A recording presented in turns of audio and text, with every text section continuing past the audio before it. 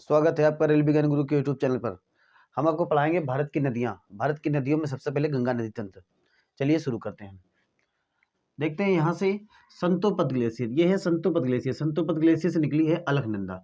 अलकनंदा की सबसे पहली सहायक नदी है धौली गंगा नदी।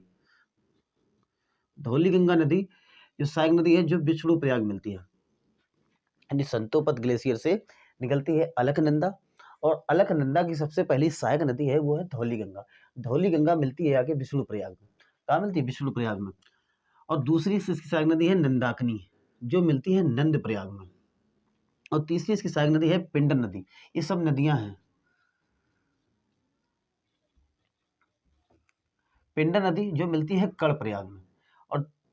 और एक चौथी नदी है जो रुद्रप्रयाग में मिलती है। ये निकलती है चौड़ीवाड़ा ताल से। ये चौड़ीवाड़ा ताल से निकलती है, उत्तराखंड के चौड़ीवाड़ा ताल से निकलती है। इसके नाम नदी का नाम है मंदाकिनी, जो रुद्रप्रयाग मिलती है। फिर एक देवप्रयाग में आकर नदी मिलती है जो गंगोत्री ग्लेशियर। ये जो गंगोत्री ग्लेशियर से निकलती है इसका नाम है भागीरथी। बीच में टेहरी बांध इवन बेलागना पड़ जाता है, जो देवप्रयाग मिलती है। यानी कि अलकनंदा और भागीरथी देवप्रयाग मिलती है। इन दोनों के संगम को जब एक धारा हो जाती है तब इसे गंगा कहते हैं। आगे देखते हैं। अभी जैसे कि बताया कि हमने अलकनंदा और भागीरथी के संगम को देवप्रयाग मिलती है, जिस संगम को हम गंगा कहते हैं। तो क्या कहते हैं? गंगा कहते हैं। गंगा जैसे ही बाहर निकलती है संयुक्त धारा ऋषिकेश में मिलती है, तो इस भागीरथी और अलकनंदा के संगम को हम गंगा कहते हैं। जैसे ऋषिकेश मिलती है, ऋषिकेश से बाहर आती है मैदानी भागों में, हरिद्वार में आती है मैदानी भागों। ये सब उत्तराखंड है, यूटी उत्तराखंड में। फिर उत्तराखंड के बाद सीधे यूपी में प्रवेश करती है बिजनौर में। यानी उत्तर प्रदेश में जब उत्तर प्रदेश में प्रवेश करती है बिजनौर के मुक्तेश्वर में। ये उत्तर प्रदेश में प्रवेश करती है बिजनौर के मुक्तेश्वर में। फिर सीधे आगे निकलती है कन्नौज में जैसे आती है तो यहाँ पर पौड़ी गढ़वाल यानी दूधा टोली पहाड़ी से पौड़ी गढ़वाल के स्थान से रामगंगा नदी निकलती है। यहीं पर बीच में आपको जिम कॉर्बेट नेशनल पार्क मिल जाता है।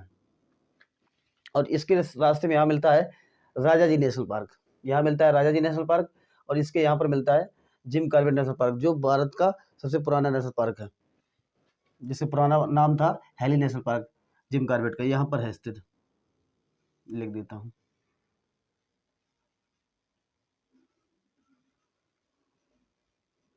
जिम कॉर्बेट सबसे पुराना है, ये 1936 में बना था। उत्तर प्रदेश में बिजनौर के मुक्तेश्वर प्रवेश करती है। सीधा यहाँ आगे कन्नौज में आई रामगंगा मिलती है। तो सीधे निकल आए कानपुर से आगे आते हैं प्रयागराज। ये प्रयागराज को 5 प्रयाग का संगम कहा जाता है। ये प्रयागराज यानी इलाहाबाद को ही प्रयागराज कहते हैं। तो प्रयागराज में ही मिलती है आगे इधर से यमुनोत्री ग्लेशियर से निकली हुई यमुनोत्री ग्लेशियर के बंदरपुर से निकलती है यमुना नदी निकलती है। यमुना नदी की सबसे पहले आती है इटावा में। इटावा में सहायक नदी है चंबल, जो जानापाव पहाड़ी से निकलती है। और जानापाव पहाड़ी से निकलती है चंबल। और चंबल की सहायक नदी है छिप्रा, जिसके सर पर उज्जैन स्थित है। उज्जैन शहर स्थित है। छिप्रा नदी के तट पर उज्जैन शहर स्थित है। छिप्रा चंबल की सहायक नदी है। चंबल इटावा में आकर मिलती है। इटावा के रास्ते होते हुए सीधे हमीरपुर में आती है। हमीरपुर में बेतवा नदी आके मिलती है। बेतवा नदी बिंद पर्वत का उदाहरण है। ये बिंद पर्वत से निकलती है बेतवा नदी, जो हमीरपुर में मिलती है। फिर बांदा में केन नदी आकर मिलती है, जो कैमूर पहाड़ी से निकलती है मध्य प्रदेश से। ये सीधे आकर मिलती है प्रयागराज में। अब प्रयागराज के आगे जैसे चलते हैं गाजीपुर। ये आ गया बिहार। ये आपका बिहार है, गाजीपुर बिहार। गाजीपुर में पीलीभीत, भारत के पीलीभीत यानी उत्तर प्रदेश के पीलीभीत के फुल्लर झील, यानी पीलीभीत में स्थित फुल्लर झील की दलदली क्षेत्र है। कैसी स्थित है? दलदली क्षेत्र है फुल्लर झील। वहां से निकलती है एक गोमती नदी के तट पर स्थित है लखनऊ, जिसके रास्ते से बिहार गाजीपुर में आती है। उसके हम आगे आए छपरा बिहार। छपरा में मिलाप ग्लेशियर से काली या शारदा नदी निकलती है, एक ही नाम है। ये नेपाल है। मापचा चुंग ग्लेशियर ये भी नेपाल है। यहाँ से निकलती है घाघरा या करनाली, घाघरा या करनाली नदी, जो बाराबंकी मिलती है। यानी काली या शारदा एक नदी का नाम है, मिलाप ग्लेशियर से निकलती है, और मामचाचुंग ग्लेशियर से निकलती है घाघरा या करनाली, जो बाराबंकी मिलती है। और ये बाराबंकी मिलती है, इनकी संयुक्त धारा को सरयू नदी कहते हैं। और सरयू नदी जैसे मिलती है वहाँ आगे मिलता है अयोध्या। यदि पूछा जाता है कि सरयू नदी के तट पर कौन सा शहर स्थित है, तो अयोध्या। ये सीधे आकर मिलती है छपरा बिहार में। उसके आगे आते हैं पटना। पटना में एक नीचे से सोन नदी, नीचे से निकलती है सोन नदी, यानी अमरकंटक से निकलती है सोन नदी, जो पटना में आकर मिलती है। सोन नदी की सहायक नदी है रेहंद नदी। ठीक, सीधे हम आगे आते हैं हाजीपुर। हाजीपुर में गंडक नदी आकर मिलती है। फिर भागलपुर कुर्सेला, ये भागलपुर कुर्सेला है, जो नेपाल से कोसी नदी आती है। इसे बिहार का शोक कहा जाता है। इन कोसी नदी को बिहार का शोक कहा जाता है, जो सीधे भागलपुर बिहार एक कुर्सेला में मिलती है। भागलपुर बिहार कुर्सेला में मिलती है। अब देख लेते हैं दार्जिलिंग, वेस्ट बंगाल के दार्जिलिंग, भारत की अंतिम सहायक नदी, वेस्ट बंगाल के दार्जिलिंग महानदी, यानी गंगा नदी की अंतिम सहायक नदी महानदी, जो दार्जिलिंग वेस्ट बंगाल से निकलती है और सीधे गोदावरी घाट से मिलती है। यहीं से ऐसे सीधे चली जाती है बांग्लादेश में, यहीं से फरक्का बांध, यानी हुगली नदी हो जाती है। यहाँ है फरक्का बांध, और यहाँ हुगली नदी हो जाती है, और भारत में सीधे बांग्लादेश से मिल जाती है। ठीक है दोस्तों, तो देख लेते हैं कि कृष्णा नदी का उद्गम है महाबलेश्वर महाराष्ट्र, पश्चिमी घाट। उद्गम कहाँ है? कृष्णा नदी का उद्गम है महाबलेश्वर पश्चिमी घाट। पश्चिमी घाट इस तरह से पश्चिमी घाट है, यहाँ से महाराष्ट्र से निकली हुई है कृष्णा नदी, जिसकी जैसे निकलती है इसकी सहायक नदी इधर से मिलती है कोयना, महाराष्ट्र ही निकलती है कोयना नदी। कोयना नदी इसकी पहली सहायक नदी है। दूसरी इसकी सहायक नदी है वर्णा इसकी सहायक नदी है। तीसरी है पंचगंगा भी इसकी सहायक नदी है, जो यहाँ आके मिलती है। दूधगंगा भी इसकी सहायक नदी है, यानी चौथी दूधगंगा सहायक नदी है। पांचवी घाट प्रभा भी सहायक नदी है, और घाट प्रभा के बाद इधर से भीमा नदी आती है, जो इसके यहाँ पर मिलती है। फिर माल प्रभा भी इसके यहाँ से मिलती है। फिर उसके बाद आती है एक तुंगभद्रा पर एक डैम बना है, उस डैम का आप कमेंट बॉक्स में बताएं। और तुंगभद्रा की सहायक नदी है हंगरी। कौन सी है? हंगरी। फिर उसके बाद सीधा आती है इधर से मूसी। पूछा जाता है मूसी नदी के तट पर कौन स्थित है, तो मूसी नदी के तट पर हैदराबाद स्थित है। तो सीधा आती विजयवाड़ा, आंध्र प्रदेश के विजयवाड़ा के बाद ही यहाँ पर ये आपका कृष्णा नदी का मुहाना है, मगर बंगाल की खाड़ी में। यहीं पर स्थित है मछलीपट्टनम। यहीं पर मछलीपट्टनम स्थित है, और सीधे बंगाल की खाड़ी में गिर जाती है। सिंधु नदी तंत्र भाग 6, इससे पहले हम भाग 5 पढ़ा चुके हैं, देख लेना। तो शुरू करते हैं। सिंधु नदी तंत्र 4 राज्यों का मतलब 2 केंद्र शासित प्रदेश और 2 राज्यों से होकर जाती है। 2 केंद्र शासित प्रदेश, एक लद्दाख और जम्मू कश्मीर,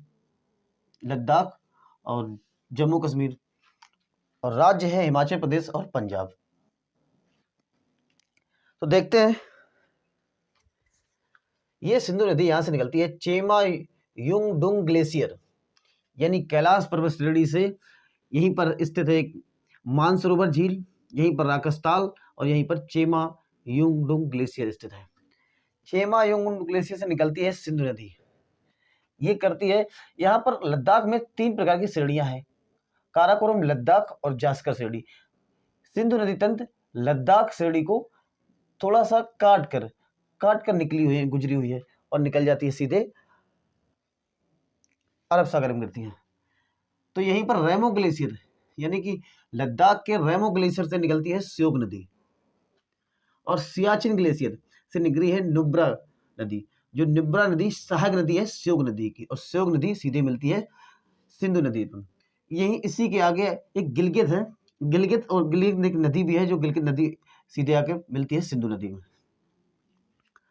अब हम बात कर लें, ये तो है लद्दाख की बात, जम्मू कश्मीर में वेरीनाग और शेषनाग, वेरीनाग और शेषनाग ये है झील, इनका संगम जो होता है तो बनती है बूलर झील। क्या बनती है? बूलर झील। और बूलर झील से निकलती है झेलम, झेलम, और झेलम की सहायक नदी है किशनगंगा नदी। जो किशनगंगा नदी झेलम की सहायक नदी, और झेलम सीधे मिलती है चेनाब नदी पर। कहाँ मिलती है? चेनाब। ये कौन सी नदी है? चेनाब नदी। ये चेनाब नदी मिलती है। और चेनाब नदी कहाँ से निकलती है? हिमाचल प्रदेश के चंद्रा और भागा दो स्थान है वाड़ालाचा दर्रा से, एक है चंद्रा, एक है भागा। तो चंद्रा भागा स्थान है वाड़ालाचा दर्रा से, यहाँ से निकलती है और इसके संगम को चेनाब कहते हैं। तो चेनाब सीधी निकलती है जम्मू कश्मीर से पार होके सीधे अरब सागर में की तरफ मुड़ती है, जो आगे चल के सतलज में मिलती है। फिर यहीं पर स्थित है रोहतांग दर्रा। ये वाड़ालाचा, ये है रोहतांग दर्रा। रोहतांग दर्रा से एक छोर से निकलती है रावी नदी जो चेनाब की सहायक बनती है, और एक निकलती है ब्यास कुंड। ब्यास कुंड निकलती है सीधे हरके बैराज स्थान पर सतलज नदी पर मिलती है। अब बात करें सतलज नदी। सतलज नदी सराकस ताल से निकलती है, हिमाचल प्रदेश में प्रवेश करती है रोहतांग दर्रा से, और सीधे हरके बैराज यानी ब्यास कुंड यानी ब्यास नदी। ये कौन सी नदी है? ब्यास नदी। ब्यास नदी, ये ब्यास नदी है जो हरके बैराज स्थान में मिलती है और सीधे जाकर सिंधु नदी पर मिलती है, और सिंधु नदी से आकर इधर झेलम और चेनाब की सहायक नदी मिलती है यहाँ पर इस बिंदु पर, और सीधा यहाँ मिलती है अरब सागर से पहले ही मिल जाती है सिंधु नदी और सतलज नदी आपस में संगम होकर सीधे अरब सागर में जाती है। इधर बात कर ले हम अफगानिस्तान। अफगानिस्तान की राजधानी है काबुल। काबुल से भी एक नदी निकलती है जिसका नाम है काबुल नदी, जो सीधे आकर सिंधु नदी से मिलती है। और इधर है पाक, अफगानिस्तान, इधर है पाक। पाकिस्तान से गोमल नदी मिलती है, वो भी सिंधु नदी मिलती है और सीधे अरब सागर में गिर जाती है।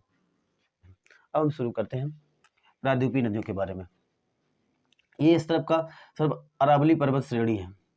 ये लूनी नदी निकली है जो सावर झील से होते हुए कच्छ के रण में गिरती है। कहाँ है ये? कच्छ का रण है गुजरात में। ये साबरमती, गांधी जी का साबर आश्रम भी इसी में पड़ जाता है बीच में, तो साबरमती नदी है ये सीधे आती है खंबात खाड़ी में गिरती है। ये है कर्क रेखा, यानी कर्क रेखा को दो बार काटती है माही नदी, दो बार माही नदी काटती है, और इधर लग दो बार स्वर्ण रेखा नदी। ये स्वर्ण रेखा नदी है, लगभग दो बार स्वर्ण रेखा भी नदी कर्क रेखा को दो बार काटती है। इधर से हम बात कर लें, माही नदी जो है मध्य प्रदेश के विंध्य पर्वत से निकलती है और कर्क रेखा दो बार काटती है। नर्मदा नदी, नर्मदा नदी, ये जो नर्मदा नदी है ये यहाँ पर स्थित है अमरकंटक। अमरकंटक यानी अमरकंटक से निकलती है नर्मदा नदी और सीधे गुजरात में ही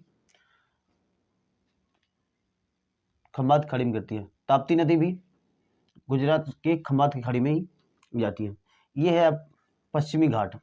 पश्चिमी घाट, जो पश्चिमी घाट से निकलती है इधर सरफ आती है गोदावरी।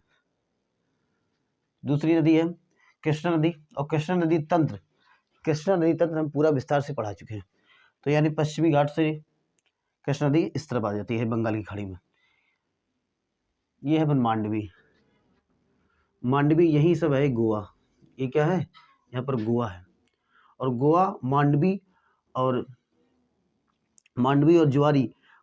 और ज्वारी के बीच स्थित है मारवा गांव।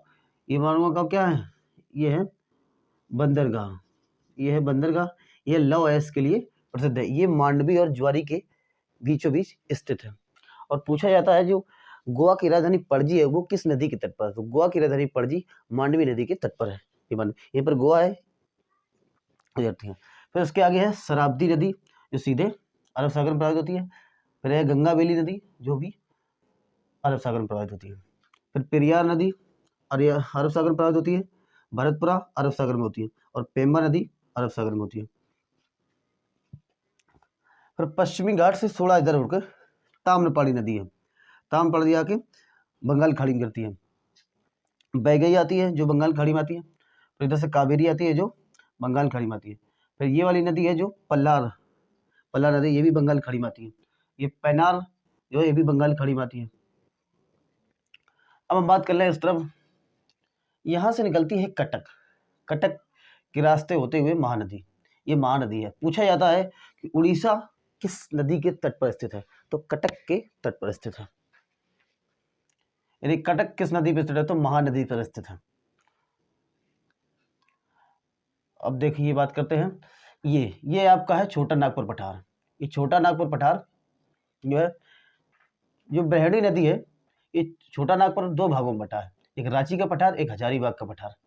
तो बीचों बीच से निकली है ये दामोदर, जो हुगली नदी की सहायक नदी है।